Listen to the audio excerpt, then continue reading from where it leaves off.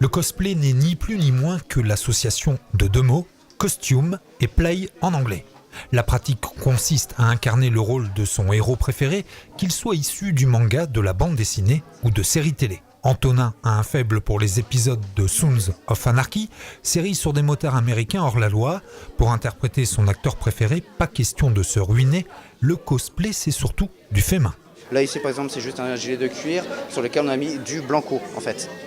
Donc ça va très vite, c'est très facile, c'est à petit prix. Après ça va dépendre du personnage qu'on veut incarner. Si on peut faire le tour, je pense qu'il y a certains personnages plus manga, justement il y a beaucoup d'éléments de décor, d'épaulettes, beaucoup d'accessoires et là forcément ça va coûter plus cher.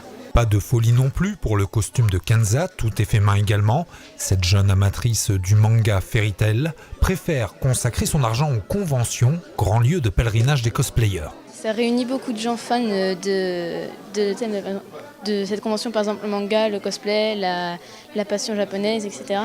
Et pendant ces moments, on a le choix de rester en tant que civil ou se cosplayer pour incarner un personnage. Et moi, c'est ce que j'adore, prendre vie dans le personnage, parce que c'est pas souvent qu'on fait ça. Et après, parce qu'on peut rencontrer d'autres gens qui sont passionnés, et ça nous permet une petite rencontre avec d'autres gens tout aussi passionnés que nous. Donc c'est plutôt ce qui m'attire dans le cosplay.